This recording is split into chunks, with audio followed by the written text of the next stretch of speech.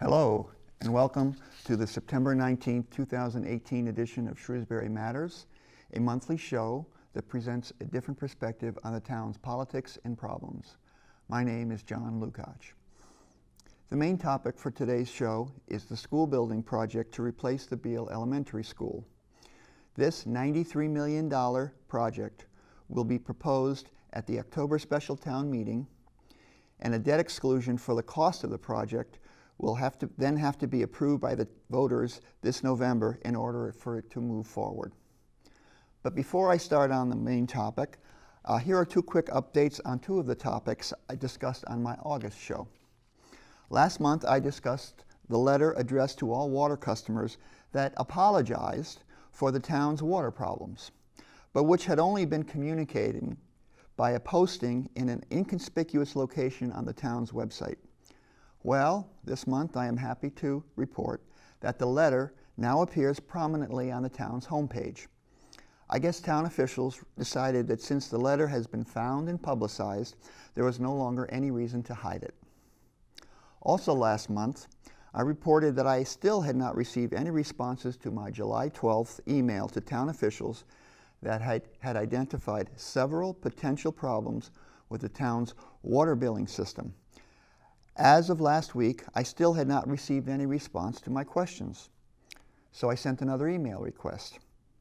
All I got back was a half-baked, incomplete answer to just one of the questions. So this is even more evidence that the water department has been poorly managed and that the town's water commissioners, the selectmen, are responsible for this poor management. So now let's get back to the topic of today's show, the proposed new pre-K through elementary school building project. I'll start by saying that the town clearly needs a new elementary school. But the elementary school being proposed is not the right solution. The proposed building project is wrong for the town in several key respects. Chief among them are, first, the wrong site for the school was selected. Second, the size of the proposed school substantially exceeds the state Msba square footage guidelines for a planned elementary school enrollment of 790 students. Third, the estimated building costs per square foot are too high for an elementary school. And fourth, the resulting state Msba reimbursement rate is significantly lower, now estimated at only 36%, than it could have been. I have reported some of these problems with the project on my previous shows. In February, I explained why the building size was much larger than it needed to be, and why the cost estimate per square foot was too high because of poor assumptions. In May, I explained why the selection of the Glavin property for the new school was a mistake. And last month, I explained the problems with the data and the assumptions used in developing building size and cost per square foot estimates that have resulted in such a high estimated total project cost. So, as we are now close to the November town-wide vote to decide whether to go forward with this project, let's take a closer look at the problems with the proposed school building project. Okay, the wrong location. Why is it a wrong location to build in Glavin? Well, let's go into that. The school should have been sited in the section of town that best served the students that would be going there. Since the vast majority of students will be coming from the southern and southeastern sections of town, the school should have been sited close to those sections. Two of the sites considered met this criteria: the former Allen property and the former Girl Scout camp. So why weren't one of these sites selected? Well, because for almost a year, it has been clear that most of the building committee, and the town officials, for whatever the reasons, favored the Glavin property. And so they encouraged the outside consultants and engineers to make the Glavin site look as attractive as possible while downplaying the advantages of the other two sites. By the way, despite the efforts to make the Allen property as unappealing as possible, the engineers had to acknowledge that their estimated cost of building the school on the Allen property would have been several $1 million less than their estimated cost for building it on the Glavin property. And yet, town officials said, no problem, we're going to pay the extra cost. Anyway, the building committee and town officials have had to work overtime to convince people that the Glavin site is the right location, despite its higher cost. I believe the town officials opposed the Allen property site for the school simply because selecting it would have proven that town officials had made a serious mistake in purchasing the property back in 2001. How so? Well, the town paid $6 million for the property for two reasons: to prevent a low-income housing development, a 40B, and to use it for commercial development. Neither of these reasons made sense, either then or now. The developer who would have purchased the Allen property simply purchased another property in town and built his 40B housing project anyway. And the town's efforts to get commercial development on this property have been a failure. Even worse, the building commissioner's engineers have now reported that less than 1/4 of the site is buildable, which makes it unattractive to developers. It has also been now reported that the Army Corps of Engineers may have to get involved and that there might be endangered species on the property. These problems were some of the reasons used to decide not to site the school on the Allen property. Are these issues real, or were they just raised in order to prefer the Glavin site for the new school? Makes no difference. Either way, this raises an important question. Why did town officials recommend the purchase of this property in 2001 before they had determined how little of it was buildable and whether there might be issues with the Army Corps of Engineers or with possible endangered species? In other words, why didn't they investigate the parcel thoroughly before they decided to buy it? And why have they been actively marketing this site for commercial development without first knowing the answers to these questions? The decision to purchase the Allen property increasingly appears to have been a poor one. Only now, town officials have made the problem even worse. And why do I say that? Well, because instead of making a serious effort to at least use the Allen property for the new school and get some value out of the property, the Allen property will continue to be undeveloped and the town may never recover its investment. So to any town meeting member watching, remember this the next time someone at town meeting says we should trust town officials because they are the experts on everything. Sadly, they definitely are not.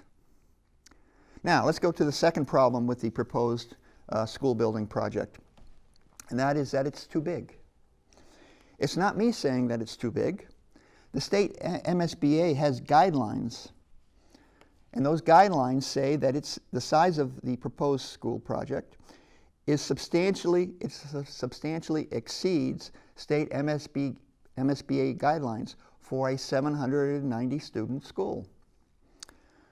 I would like to put up slide 1 now. Slide 1 is a chart from my August show. What it shows is the existing Beal school space.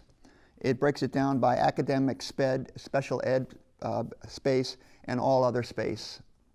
And then it shows the total net and then the total gross. The next column says 11118 proposed. That's the size of the building that the school committee had asked as of January of 2018. The third column, MSBA guide, shows the MSBA guidelines for a 790 student school. And then the variance column shows the excess over that proposed square footage over and above the MSBA square footage in the variance square foot column, and then the percentage. And as you can see, the key areas are academic and special ed. Those show the biggest excess over the MSBA guidelines, 38% for the academic and 36% for special ed. So it's clear that building size substantially exceeds the MSBA guidelines, as I said, by 38% and 36% for academic and special education spaces, respectively. But didn't the recent Shrewsbury Chronicle, the September 7th edition, report that the proposed building size had now been reduced? Sounds good, doesn't it? Except that when you look at the size of the reduction, it's only about 1,000 square feet. In other words, the 141,600 square foot building that the Shrewsbury Chronicle reported 2 weeks ago is only a reduction of about 1,000 square feet from the January estimate on the chart of 142,631 down only to 141,600 square feet. It's really insignificant.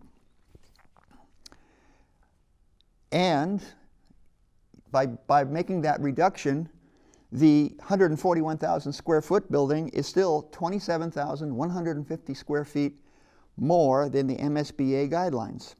And the academic and special education spaces will still be over 35% larger than the MSBA guidelines. What wasn't reported was that the MSBA reimbursement rate of 36% is much lower than previous Shrewsbury school building projects, in large part because the proposed school building size substantially exceeds the MSBA guidelines. The one time the school department officials were publicly asked why they needed a school building so much larger than the MSBA guidelines, they made vague references to special needs and inclusion requirements that they had. But the MSBA already includes these factors in its guidelines when it put their space guidelines together. The school department should have been required to provide detailed, written justification for the much larger building size before the project design was selected. The MSBA guidelines for square footage were well known a year ago, but the school department exceeded them substantially, and no town official made a serious effort to get a full explanation for these excess space needs. No, the school department just said it wanted a much bigger school than the guidelines called for, and town officials just went along, resulting in an additional cost to taxpayers of several $million. The third problem is that the original estimated cost per square foot was significantly overestimated and was way above the state MSBA guideline. Why? Well, because it was based in part on recent costs for recently completed high school and middle schools, which almost always cost more than elementary schools, and because it did not take into account that other towns may have deliberately decided to have features that the MSBA would not reimburse. These factors can make a huge difference in estimating an elementary school's cost per square foot. If we can put up slide 2. I discussed this slide last month. It shows part of a graph from a building committee presentation that is on the building committee's website. I apologize for the poor quality, but the page containing this graph in the building committee's presentation is almost as poor in quality as this slide. It's very difficult to read, even under the best of circumstances. I wonder why. So let's explain some of if we can follow this along, some of the graph data points and the trend line. The graph purports to show historical increases in school building costs since 2010. Each data point on the graph represents the cost per square foot of a school project that took place or has already been approved by the voters over this period of time. As I said previously, this graph has too many flaws to be used as a reliable estimator of cost per square foot for a new elementary school in Shrewsbury. But it is what the building committee used anyway. The graph shows large variations in cost per square foot for school projects built in this time frame.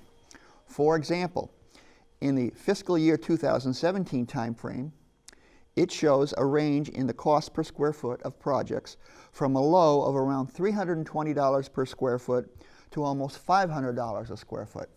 I mean, this is a huge range, and there have to be other factors that cause some of these projects to come in much lower and other projects to come in higher than state guidelines. It just has to be. I mean, there are other major factors that should have been considered before we went blindly and used this graph to estimate the cost per square foot for our school. So why do the costs shown on this graph vary so much? Well, several obvious reasons. It includes high school and middle school projects and regional schools, all of which typically have higher costs per square foot than elementary schools. It includes schools of very wealthy communities, like Wellesley High School, for example. It doesn't take into account schools that may have been deliberately built with many custom costly features, knowing that the MSBA would not reimburse for these features. And it does not exclude projects in large cities, which have very high reimbursement rates from the MSBA and therefore can afford to choose more costly features without placing a significant burden on their local taxpayers. If the data on this graph were adjusted for these factors, the rate of increase in the average cost per square foot shown on this graph over time would be lower. And so the estimated cost per square foot for our elementary school would also be lower. So let's go to the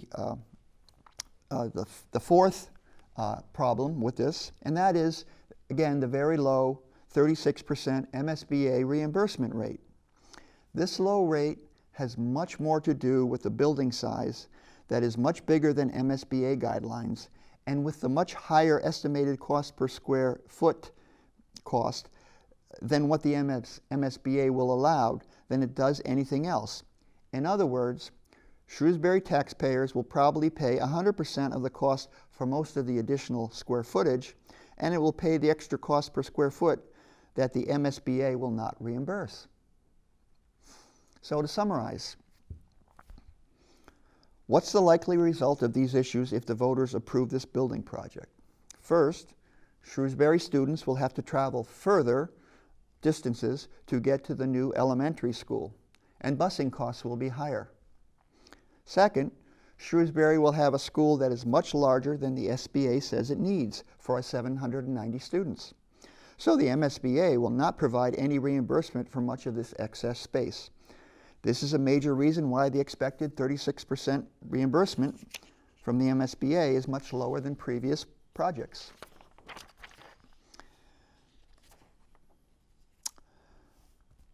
Next, Shrewsbury will be, yes, did I miss something here? So Shrewsbury will be asked to vote for a $93 million project based on an estimated cost per square foot that is too high. Then, as the project gets underway and the cost estimates come down, assuming that they don't use most of the freed up budget to add expensive features to the building, school and town officials could then take credit for reducing an estimated project cost that was too high to begin with. But of course, that is by design. It gives the appearance of fiscal responsibility when in fact they were irresponsible to begin with. Something like this happened with the Sherwood Middle School project back 5-6 years ago. The original project cost estimate was over $52 million. But in response to public criticism, the estimate was reduced after just 1 week to $47 million. By the time it came to the voters for approval, the final project budget had been reduced again to only $43 million. And what was the final cost? Around $41 million. That's about $11 million less than the original cost estimate. So school and town officials like to overestimate project costs. It makes them look good to the voters, but it is not honest. Finally, there is the problem that both the larger building size and the inflated cost per square foot has caused the estimated MSBA reimbursement rate to be reduced substantially to only 36% compared to earlier projects. So, what does all this mean? Well, school and town officials have placed Shrewsbury taxpayers in a difficult situation where they have to choose between two bad alternatives. If taxpayers approve the debt exclusion, they will be buying a school that is more costly than necessary because it is too big for the projected enrollment and because its estimated cost per square foot is too high. If taxpayers do not approve the debt exclusion, the school system will continue to be overcrowded, and the town would probably have to start the MSBA application process for reimbursement all over again. Either way, Shrewsbury taxpayers will face serious consequences, and all because school and town officials have refused to be fiscally responsible. But as long as town meeting members and town residents continue to accept the decisions of town officials without question, the town will suffer in both the short and the long term. Finally, just to change the subject just a little bit, I have to comment on the lack of public input on key issues of this building project and on town officials' dominance of local communications outlets generally. When it came to public input, there were no official public hearings immediately prior to the final site selection decision, and there were no formal public hearings where residents could question the assumptions used to develop the cost per square foot estimate for the project. So in other words, they just presented this information, the building committee had some internal discussion, the engineers presented the numbers, and basically everybody just sort of nodded their heads and said, yeah, that's okay, that's fine. Nobody seriously challenging the data and the assumptions used in putting together this information. It's really a bad situation. So residents also should bear in mind how completely school and town officials dominate all local communication outlets. Did you know that they can present their shows on all three local cable stations, 28, 29, and 30, presenting their views on the building project, promoting their views on the building project on all three channels, and that they can rerun those shows promoting this building project as many times as they want. Meanwhile, residents like myself, who want to have shows on government or educational issues such as this building project, are not allowed on channels 29 or 30, and on channel 28, our shows are limited to just 4 times per week. And this is on top of the favorable coverage they receive from the local media, to say nothing about other communication outlets like school newsletters and PTAs organized to support every school initiative, who also have come out and just parrot whatever the school department and whatever the town officials say about this project. No criticism, no questioning, serious questioning of what decisions are about to be made. Under these circumstances, it is not surprising that town residents will agree to this building project, not because it has been shown to be a good project, it hasn't, but because they have been endlessly bombarded with communications insisting that it is a good project. Repetitive propaganda often works, as we all know. Repetitive propaganda is what is at play here in this building project, and it will work here in Shrewsbury again unless residents understand what is going on. Unfortunately, town officials have forced Shrewsbury residents into a difficult no-win decision. Approve this too large, too costly, and poorly sited building project, or reject this project and deal with overcrowding in the school system for a few more years. One thing I just was going to say in closing is that, you know, in a major project like this that'll affect the entire community, you know, not just school children, the taxpayers, all kinds of things. The question here is, why aren't there public debates on such major decisions? We used to have a League of Women Voters who used to sponsor debates on questions, elections, and sometimes on questions like this. No, they're not interested. obviously they don't want to give a voice to people who might be able to poke holes in the proposed project. Or even the selectmen. If the selectmen were fair, they could propose a debate on these issues. They could have proposed a debate on this issue for the site selection. They could have proposed another debate on the square footage of the building, and force the school department to defend its need for all the extra space. It didn't do any of those things. And why? Because the answer is obvious. They give lip service to getting input from town residents, but they really just do whatever they feel like doing. So I'm going to end the show now. That's it. I'm happy that you've been able to watch. I thank you for watching, and I'll see you all next month. Have a good day.